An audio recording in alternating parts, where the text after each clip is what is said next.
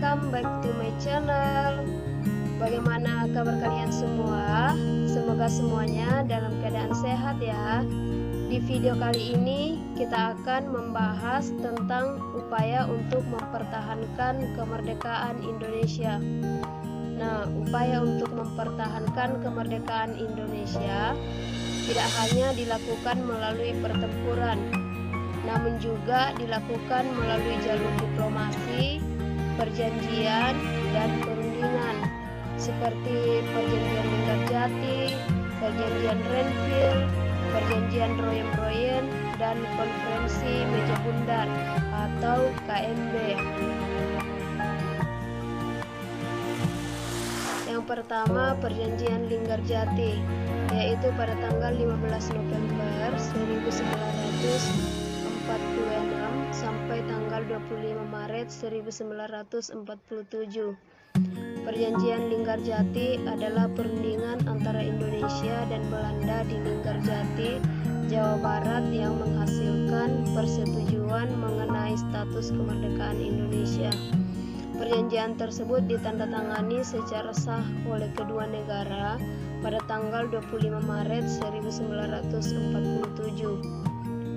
Hasil perundingan antara lain: yang pertama, Belanda mengakui secara de facto wilayah Republik Indonesia, yaitu Jawa, Sumatera, dan Madura. Yang kedua, Belanda harus meninggalkan wilayah RI paling lambat tanggal 1 Januari 1949.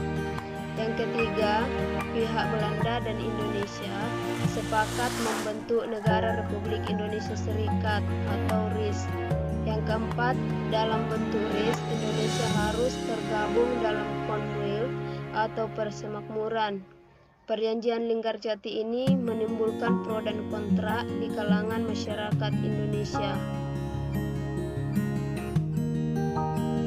Yang berikut perjanjian Renville, yaitu pada tanggal 8 Desember 1947 sampai tanggal 17 Januari 1948. Perjanjian ini dilakukan antara Indonesia dan Belanda.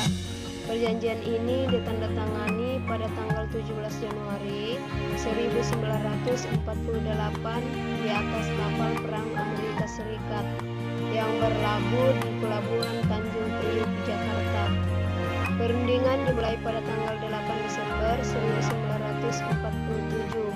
Perundingan ini ditengahi oleh Komisi Tiga Negara atau KTN, yaitu Amerika Serikat, Australia, dan Belgia. Delegasi Indonesia dipimpin oleh Amir Syarifuddin dan delegasi kerajaan Belanda dipimpin oleh Abdul Qadir Widjojo Atmojo. Hasil perundingan antara lain: yang pertama, Belanda hanya mengakui Jawa Tengah, Yogyakarta, dan Sumatera sebagai bagian wilayah Republik Indonesia.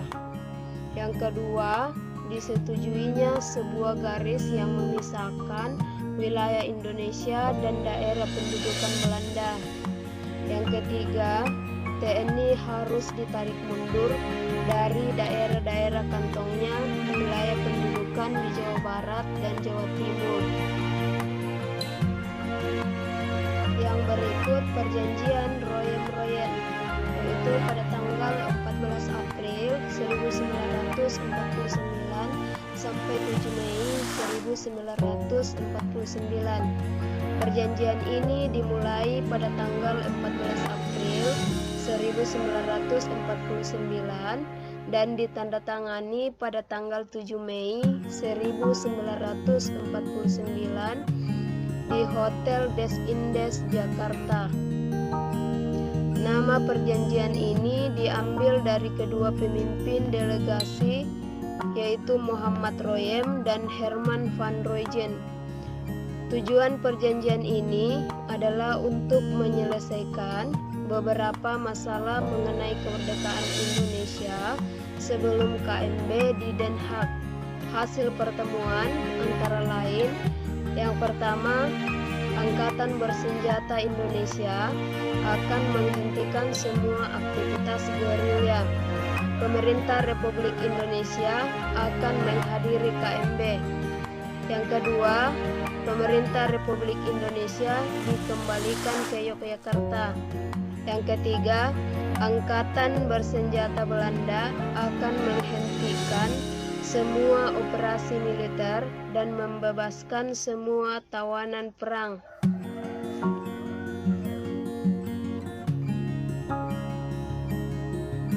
Yang berikut Konferensi Meja Bundar atau KMB, yaitu pada tanggal 23 Agustus 1949 sampai 2 November 1949. Hasil dari Konferensi Meja Bundar atau KMB antara lain: yang pertama, Belanda mengakui RIS sebagai negara merdeka dan berdaulat. Yang kedua, status Irian Barat diselesaikan dalam waktu setahun sesudah pengakuan kedaulatan. Ketiga, akan dibentuk Uni Indonesia Belanda. Keempat, RIS mengembalikan hak milik Belanda dan memberikan hak konsesi dan izin baru untuk perusahaan Belanda. Yang kelima, pengambil alihan utang Hindia Belanda oleh Republik Indonesia Serikat. Oke, sampai di sini materi tentang Perjanjian Linggarjati, Perjanjian Renville, Perjanjian Royan-Royan, dan Konferensi Meja Bundar. Semoga bermanfaat dan sampai jumpa di video-video selanjutnya. Sekian dan terima kasih.